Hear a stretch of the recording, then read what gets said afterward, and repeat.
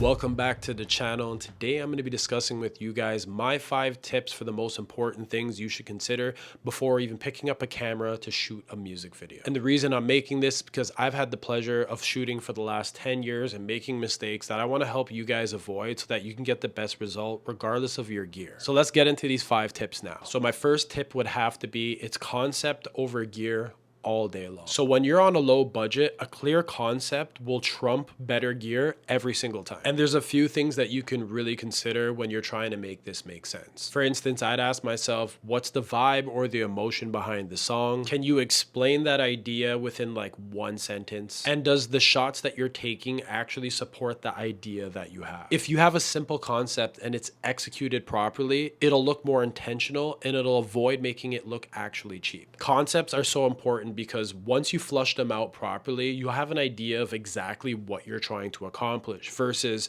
you're trying to do something, but you didn't consider what you're going to do beforehand. And now you're out there just freestyling, hoping for the best. So for instance, you don't just plan to fail, you fail to plan. And to avoid this from happening, you should actually prioritize pre-production over everything else. And I think a lot of people skip over this step and they don't realize this is the fundamental foundation of every project you work on, regardless of music videos actually. The second thing I would say is lighting is the production value. And what I do know is a lot of people avoid this, but what separates a professional from an amateur 99% of the time is the lighting composition inside of a scene. So let me give you a few examples of some things you should consider, especially when you're on a low budget. One strong key light is always going to be better than 5 weak lights. And I think people don't understand this because they don't realize that when you're composing a shot, it's really about how you're shaping the light inside of your scene. So if you have one light that's a primary, that's actually giving you the image that you want, that's better than a bunch of lights surrounding your subject or the area that are making it look flat and dull and not really adding any depth to your scene. Use practical lights, whether that be lamps, car lights, lighting fixtures, lamp posts outside, it doesn't matter. When you step into your environment, you should be considering all of the variables around you and thinking about how you can incorporate them into your scene or what you can actually take away that's going to add to it. Because taking away stuff actually does benefit you more than just leaving it in there just because. The last thing I would say is use light to shape shadows. A lot of people think just lighting your subject means the world and it means that it looks like it's high quality, when in essence, actually shaping the light is what gives that cinematic and quality feel to your image. In a lot of instances, even when I'm on film sets, we'll spend time not only lighting the subject, but making sure that the environment around actually complements it. And the last thing I could tell you also as a bonus is use contrasting colors. And you see this a lot in films where one color will be the background and it separates it from the subject being another. And that could be done even with rim lights, key lights, background lights, but contrasting colors adds a lot of depth to your scene and it actually separates your subject from the environment. My point is that even cheap lights placed properly could add a lot of production value, and bad lighting can make even the best camera look garbage. So it's really not even a matter of you don't have lights, it's actually learning how to use the lighting that you have to get the image that you want. Number 3 would have to be locations are free production design. The reason I'm saying this is because you don't always need sets, you just need interesting locations that actually work with the concept that you're trying to work with. And there's 3 things I would normally consider that go into me looking at a location all the time before I even get there. Pay attention to the texture in your scene, whether that be the bricks, the trees, whatever is in the environment. I look for the texture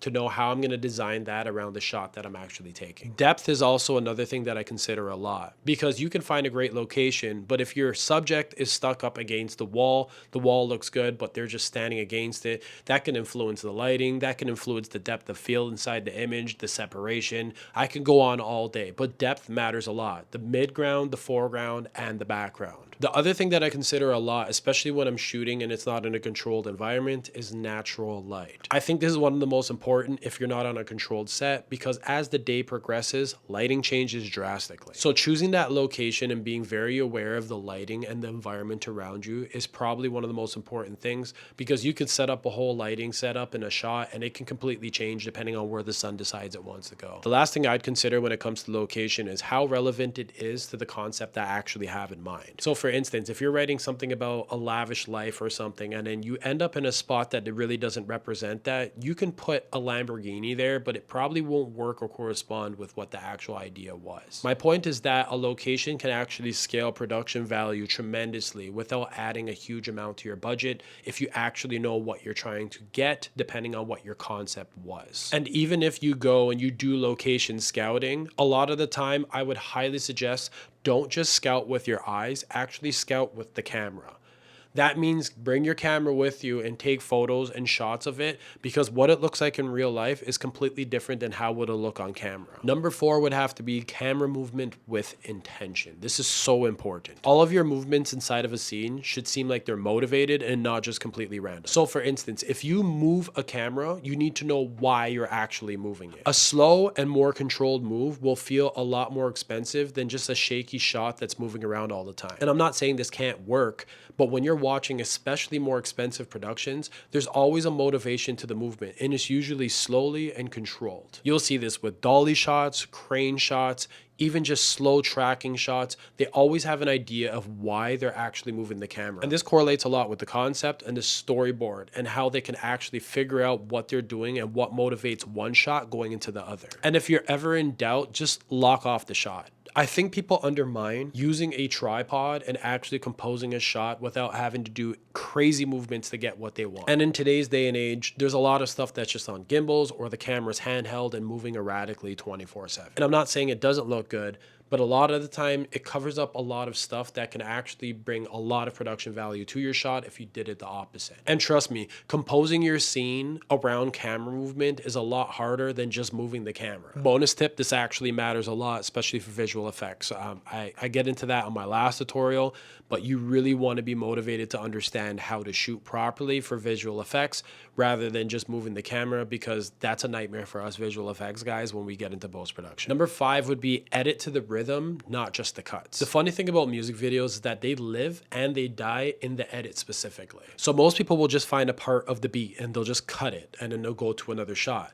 When I believe that you should be cutting depending on the energy in the shot and the story that you're trying to tell. And you don't want to just go over this. You want to hold the shot and let it breathe as long as it needs to, rather than just cutting because you feel like another scene looks good. And this is the motivation that you have to cut to the next part of the sequence, whether that be the story that you're trying to tell or the vibe that's coming from the actual video. So a big thing I do is I cut on the energy changing, not just the beats of the song. And this is really good because if I have a concept and I have the storyboard and I know exactly when the motivation for the change actually occurs, I don't just wait for hits in the beat for me to just cut it randomly. This can take away from a lot of the immersiveness of the actual story and the reason why you're actually cutting from shot to shot inside your video. So in essence, I'm telling you to hold the shot longer as it breathes rather than taking the breath away from it and just cutting for the sake of just moving to something because it looks better. This is like a key giveaway to me that someone didn't actually plan the video and they just took a bunch of cool shots and they're cutting to where they think it looks, I don't know,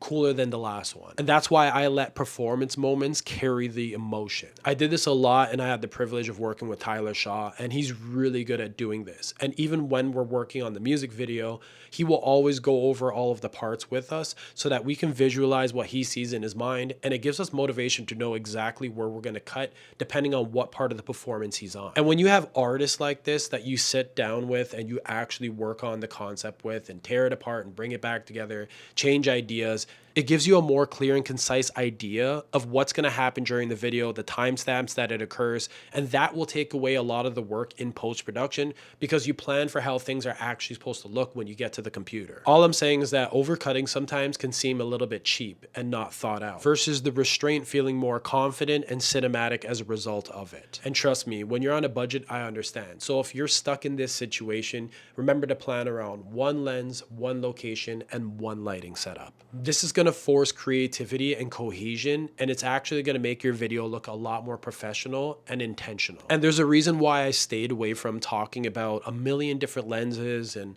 all of the gear that you have, because at the end of the day, it matters and it also doesn't. Because it's not really the car, it's the driver. The same way it's not really the weapon, it's the wielder. For instance, you can watch music videos that have been done 10 years ago that still look like they stand the test of time and hold up to the quality of stuff done now that we have access to, that in terms of quality is literally 100 times better. And that's because they didn't care about the resolution of the camera, but they understood the quality of production value. And when you're able to put these things into play, you can take guys that have cameras that shoot in 1080p and can get a better result than a guy shooting in 8K. So my whole point is that you're not just constrained to the gear that you have, although in today's day and era, we have access to stuff that people can only dream of, but it's more so flushing out a concept, understanding the environment that you're in and the things that you have access to that can increase your production value. Like for instance, for someone like me, I have all the cool tools and stuff that you can imagine to help me actually produce some really cool content. But some of the coolest projects I've ever worked on were actually when I didn't even have access to all this gear, the resources, the people, and the equipment that I actually have right now. And it was just incentive for me to be more creative and innovative in situations where I didn't have access to those things at all. I'll wrap it up by saying this. Sometimes it's not just your resources, it's how resourceful you actually are. So take the thing that you have right now and know that it's more capable than the things people had before. You're just limiting yourself based on the knowledge that you got. And if you guys enjoy this channel, make sure to smash that like button, make sure to smash the subscribe, turn on your notifications, comment down below, let me know what you think, and I will be consistently uploading more videos and showing you guys projects I'm working on and taking guys a bit behind the scenes to show you the process I use to bring the results that you see. Remember, get out there and create. It's not your gear, it's you. It's not the sword, it's the wielder. Get out there and swing, man. Peace.